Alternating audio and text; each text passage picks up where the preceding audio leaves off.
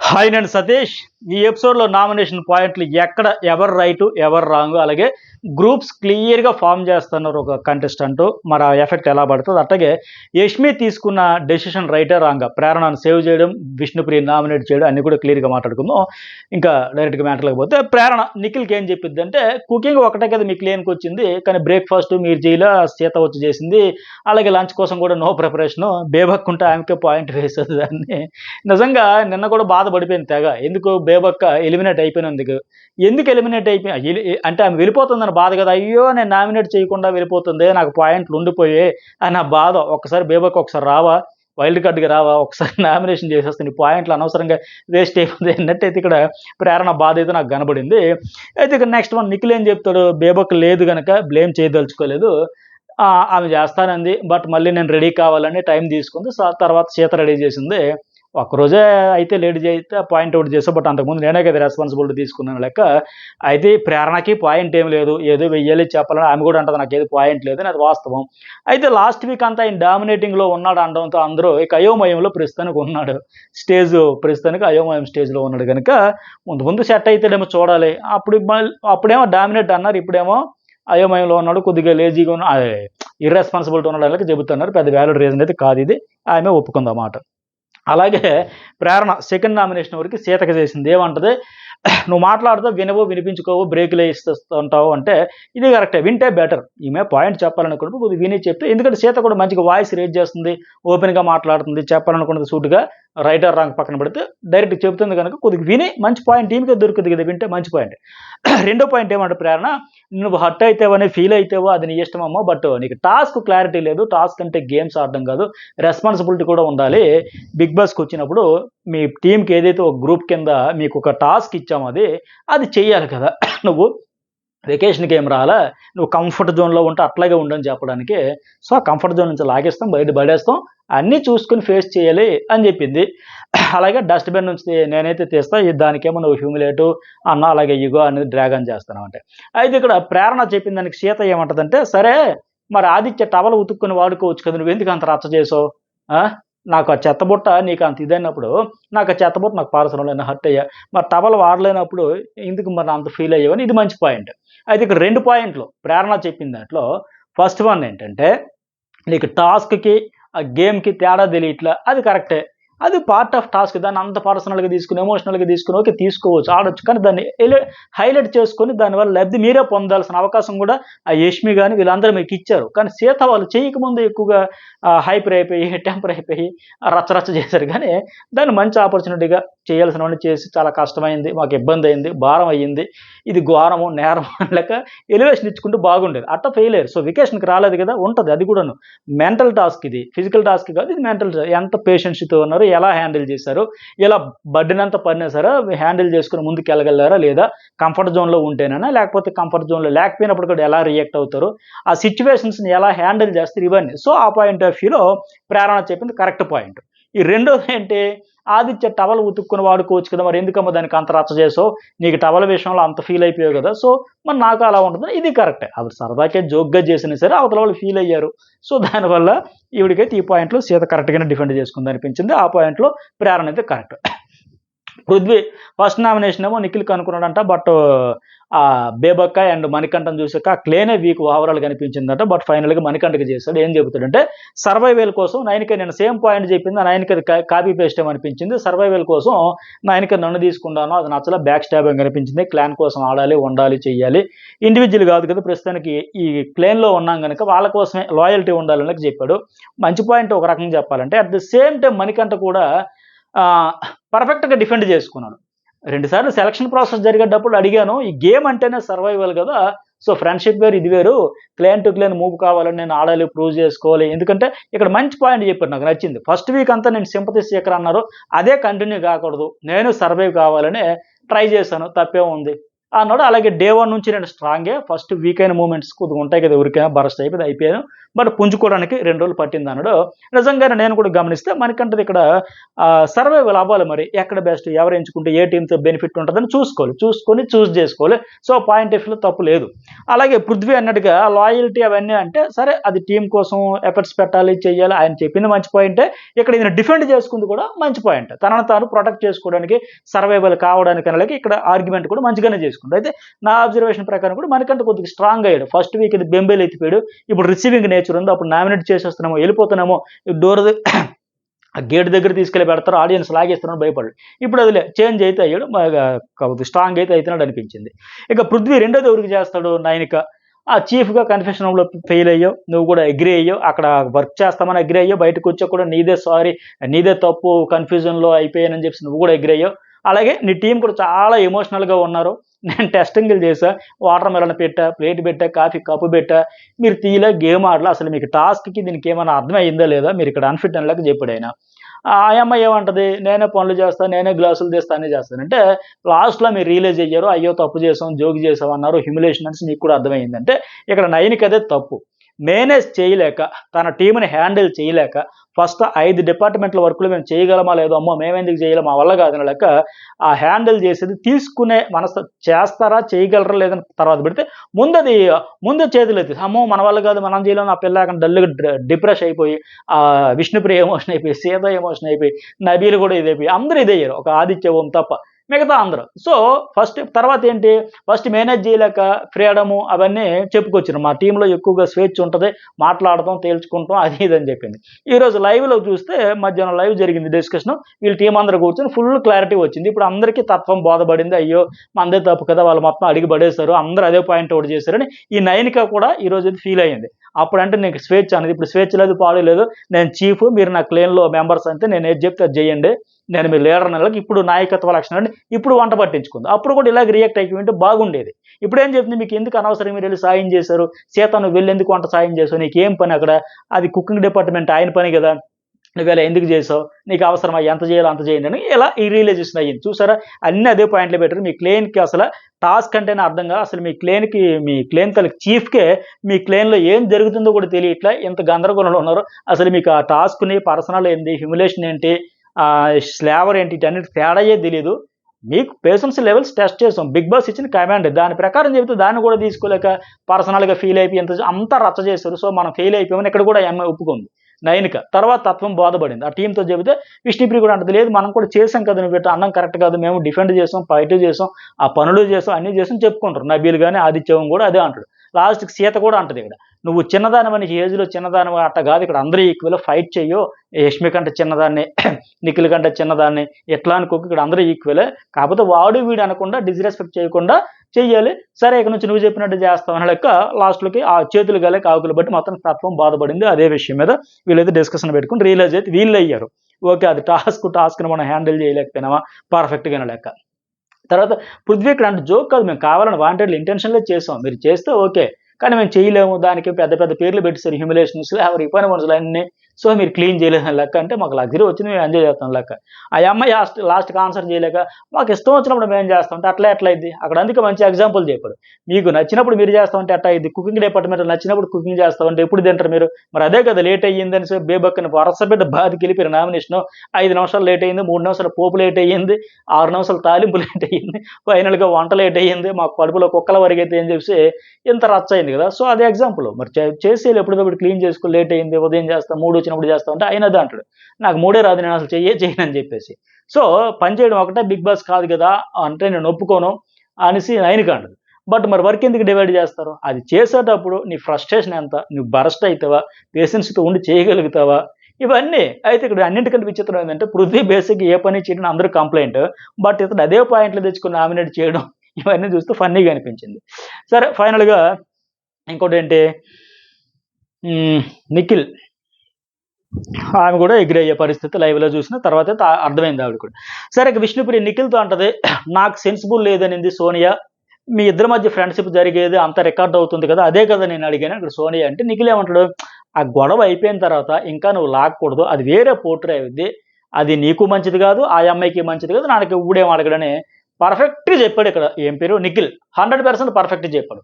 ఇప్పుడు ఆ రోజు నేను ఎపిసోడ్లో రివ్యూలో కానీ ఇవన్నీ కూడా నేను ఇది కూడా చెప్పాను. ఎపిసోడ్ రివ్యూ కానీ ఆ తర్వాత క్లారిఫికేషన్ కూడా ఇచ్చేటప్పుడు దీని గురించి రివ్యూలో చెప్పేటప్పుడు చెప్పా. విష్ణుప్రియ సరదాగా అడిగింది. ఆ అమ్మాయి నో కామెంట్స్ అని వెళ్ళిపోయింది. ఆ తర్వాత ఓకే మీరు హర్ట్ అయినట్టున్నారండి, సారీ సోనియా గారు అని చెప్పేసింది.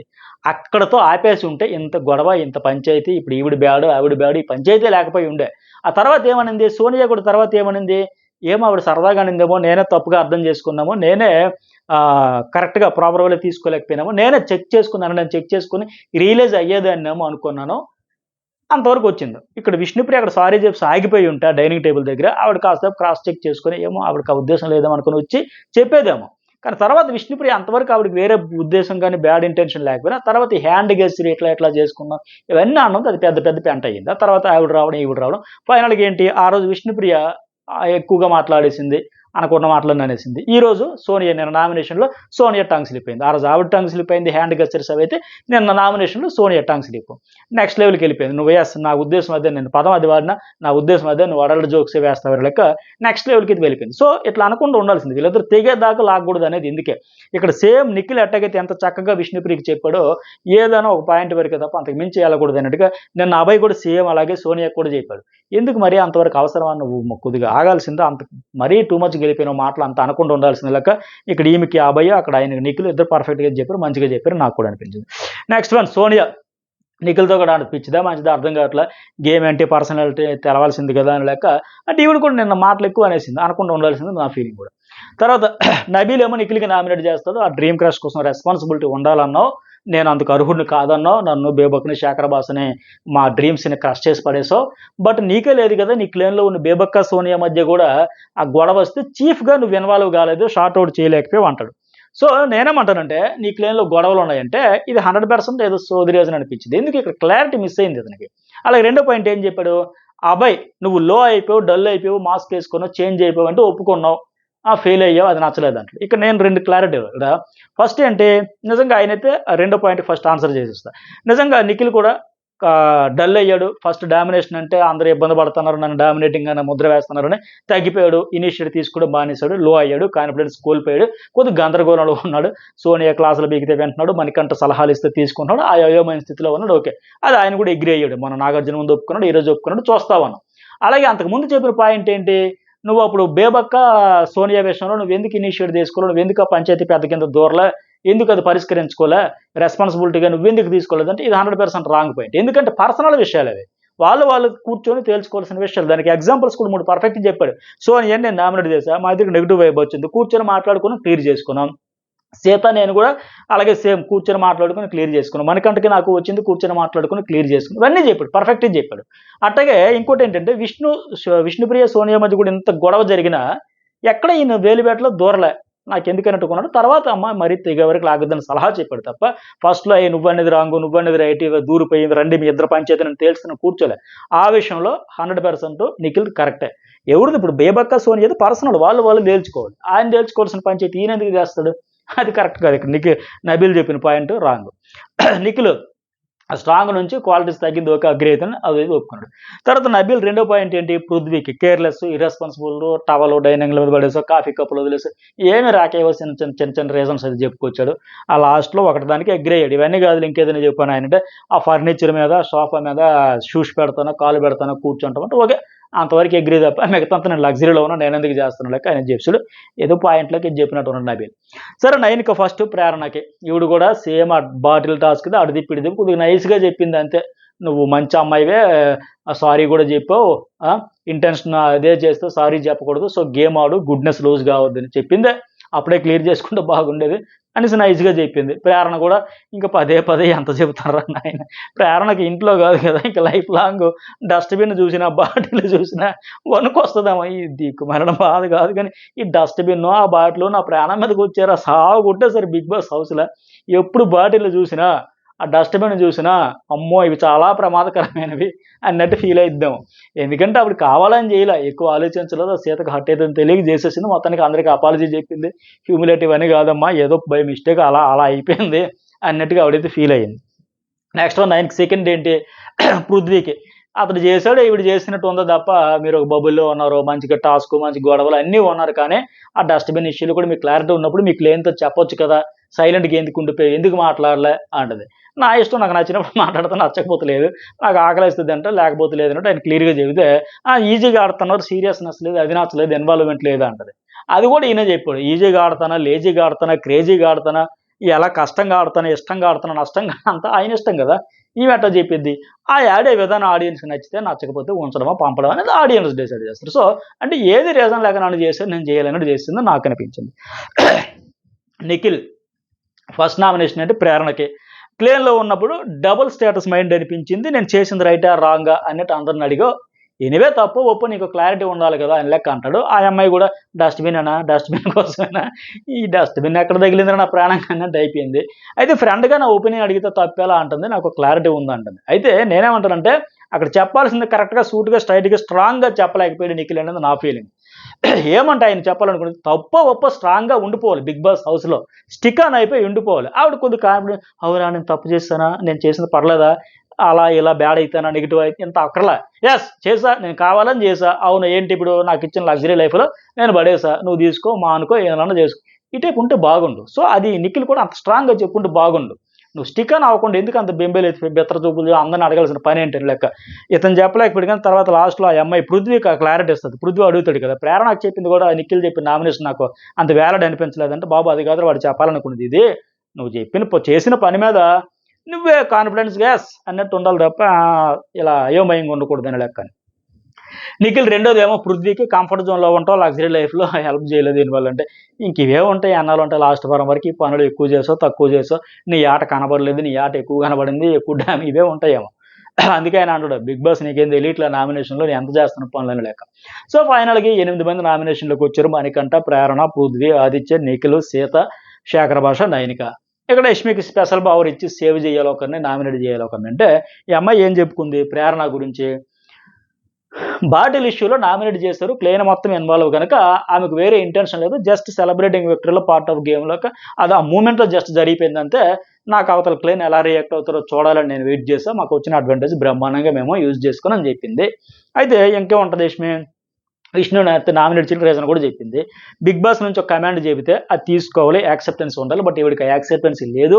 ఆ డెసిషన్ వచ్చిన తర్వాత బాగా స్పోర్టివ్‌గా తీసుకోలే. ఎమోషనల్ అయిపోయింది. పర్సనల్‌గా తీసుకొని ఏడ్చేసింది.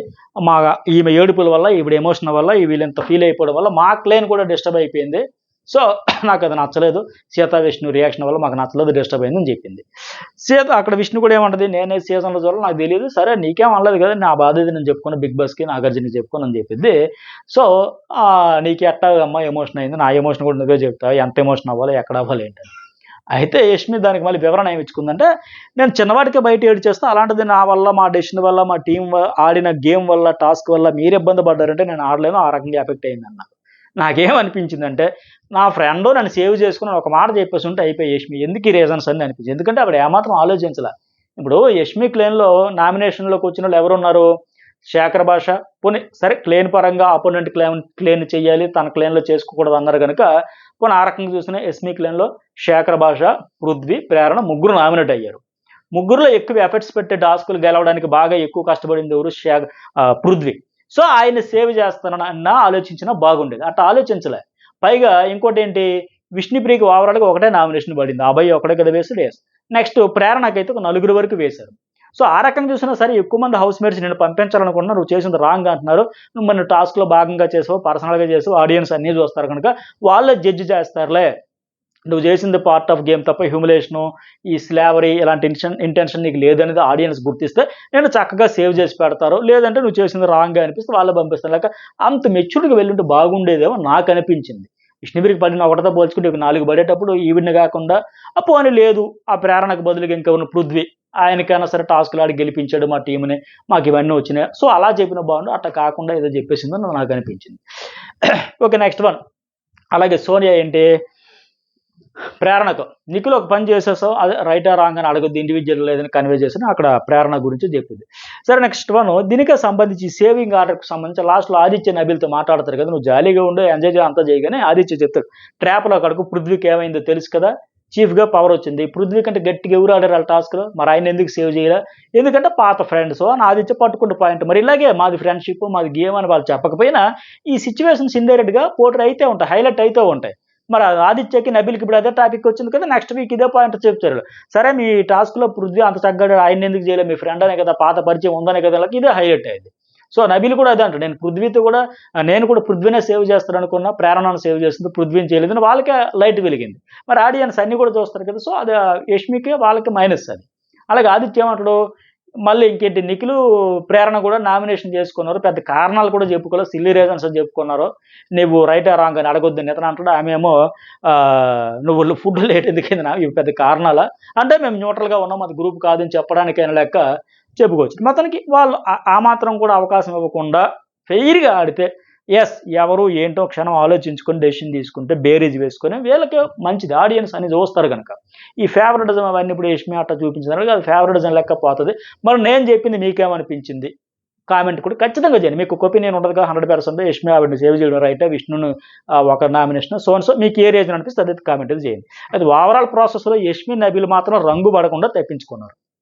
ఓకే, నెక్స్ట్ వన్ నిఖిల్ సోనియాతో నాకు బాధ వేస్తుంది, వాడు అంత ఫీల్ అవుతున్నాడు, వేసేవాడిని కదా నాకు కరెక్ట్ అయితే కష్టం అన్నాడు. సోనియా అంటది, అంటే మిగతా వారికి కనెక్ట్ అయ్యేవా, వీడు ఒక్కడితోనే కనెక్ట్ కాలేదా, మరి అలాంటప్పుడు అభయ్తోనే పాయింట్ లేకపోతే స్టాండ్ అవ్వాల్సింది కదా, అభయ్ పాయింట్ మీద ఎందుకు షిఫ్ట్ చేసావు అంటే, అలాంటి చెప్పకూడదు అన్నప్పుడు షిఫ్ట్ చేసావు, చిన్న చిన్న పాయింట్లు ఏంటి పెద్దానికి ఆడాలా దిగజారి ఆడాలని అవల కావట్లేదు అంటే, సోనియా మళ్ళీ వచ్చి ఇక్కడ పృథ్వీతో చెప్తుంది, వాడికి వేరే వాళ్ళ మీద పాయింట్లు లేవురా, అభయ్ నబీల్ అనుకున్నాడు ఫస్ట్, అభయ్ని సైలెంట్ అన్నాడు, తర్వాత నాకు అర్థమైన నేను సైలెంట్ అన్నా, అభయ్ని స్ట్రాంగ్ కాంటెస్ట్ అనేసాడు కదా, ఆ పాయింట్ దొరకలే, ఇంక నీవైతే అర్థం చేసుకుంటావని ఫ్రెండ్ కాబట్టి నెక్క వేస్తాడని చెప్పింది. నాకేమనిపించిందంటే ఈ సోనియా అక్కడ నెక్కిలో తనకు పాయింట్ ఏదో అనిపించాడు చెప్పాడు, ఇక్కడ పృథ్వీ దాన్ని యాక్సెప్ట్ చేస్తారా రిజెక్ట్ చేస్తారా డిస్కషన్ చేస్తారా, వాళ్ళిద్దరూ కూర్చొని మాట్లాడుకోవాల్సిందే, నచ్చితే మాట్లాడుకుంటారు లేకపోతే లేదు. ఈవిడ ఎందుకు ఆయన గురించి అక్కడ మాట్లాడి ఈయన గురించి ఇక్కడ తెచ్చి ఇక్కడ అక్కడ ఎందుకు ఇలా చెప్పడం, ఇదంతా ఎందుకంటే వాడు ఎందుకు చేశాడని ఆయన అడగడం, ఈయన ఎందుకు చేశాడని ఈయనకి చెప్పడం, ఈ వివరణ ఇవ్వడం, అంతా చూస్తే ఈమె గ్రూప్ ఖచ్చితంగా ఫామ్ చేస్తుంది, ఆ గ్రూప్ని ఫామ్ చేసి గేమ్లో ముందుకు వెళ్ళాలి అని అనుకుంటుంది, నాకైతే అర్థమవుతుంది. ఎందుకంటే అక్కడ నిఖిల్తో అడగడం, అది వచ్చి మళ్ళీ ఇక్కడికి పోస్ట్ మాస్టర్ లాగా పృథ్వీతో చెప్పడం, ఈ పృథ్వీ ఏమనుకుంటాడు, పృథ్వీ మళ్ళీ నువ్వు ఇప్పుడు అడగకు, సాయంత్రం అడుగుదాం, రాత్రి అడుగుదాం, క్లియర్ చేద్దాం, ఈ వీళ్ళిద్దరి మధ్య ఎక్కడ ఇష్యూస్ వచ్చేస్తే క్లియర్ చేయాలన్నది అవసరమా, నామినేషన్లు ఎవరు పాయింట్ వాళ్ళు చెప్తారు, వాళ్ళకి ఇంకా అక్కడ బిగ్ బాస్ టైంగా ఎక్కువైతుంది ఇక్కడ వద్దులే అంటే తర్వాత కూర్చొని మాట్లాడుకుంటారు, అండర్స్టాండింగ్గా ఏంటి ఎందుకని. ఈ అమ్మాయి ఇంటెన్షన్ ఏంటంటే గ్రూప్ చేద్దామనే ఫిక్స్ అయ్యింది నాకు అనిపిస్తుంది. ఎందుకంటే అక్కడ అంటాడు కదా పృథ్వీ వాడు ఎందుకు వీక్ అయ్యాడంటే, వాడు ఆల్రెడీ వీక్లో కత్తి కూర్చో కదా రీగైన్ అవుతారు అని అభయ చెప్పాడు. చెప్పిన తర్వాత కూడా సోని ఏమంటది, మనకంటే ముందు వెళ్ళాల్సిన చాలా మంది ఉన్నారు అంటే, మన అది పాయింట్ అవుట్ చేయాల్సింది మన అంటే గ్రూప్ కోసం ప్రిపేర్ అవుతుంది. అయితే ఛాన్స్ ఇద్దాం, 1 వీక్ చూద్దాం, 1 వీక్ డెవలప్మెంట్ అవుతాను అన్నాడు, అయితే చూద్దాం లేకపోతే లైట్ తీసుకుందాం ఇంకేం చేద్దాం అని. సో సాయంత్రం మాట్లాడదని చెప్పింది. సో గ్రూప్కి సంబంధించి అంటే ఈవిడ మన గ్రూప్లో ఉండే వాళ్ళంతా స్ట్రాంగ్గా ఉండాలి, వీక్ అయితే లైట్ తీసుకుందాం వెళ్తే వెళ్ళారని లెక్క.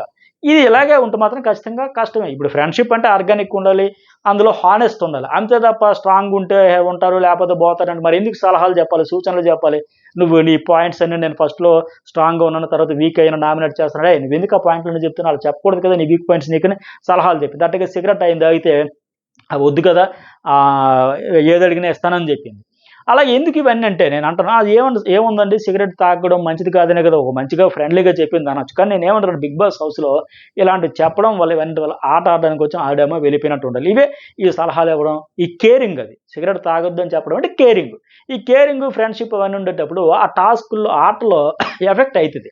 ఫెయిర్గా సిన్సియర్గా హానెస్ట్గా చేయలేరు, ఇవన్నీ బాండింగ్ పడిపోతుంది. పోనీ అలాంటప్పుడు ఆ సిన్సియర్గా ఫ్రెండ్షిప్లోనే వెళ్ళిపోవాలి. అట్ట కాకుండా మళ్ళీ ఇక్కడికి వచ్చి అక్కడ సలహాలు సూచనలు ఇచ్చి ఆ కేరింగ్ ప్యాంపరింగ్ అన్నీ చేసుకోవచ్చు. ఇక్కడికి వచ్చి మళ్ళీ ఉంటే ఉన్నాడు వెళ్తే వెళ్ళాడు, స్ట్రాంగ్ అయితే డెవలప్ అయితే ఉంటాడు, ఒక వీక్ ఛాన్స్ ఇద్దాం లేదంటే లైట్ తీసుకుంటే ఇదేంటి ఆయన నిఖిలేమో ఈమెను తప్ప ఎవరినో హౌస్లో నమ్మే పరిస్థితులు ప్రస్తుతానికి లేడు.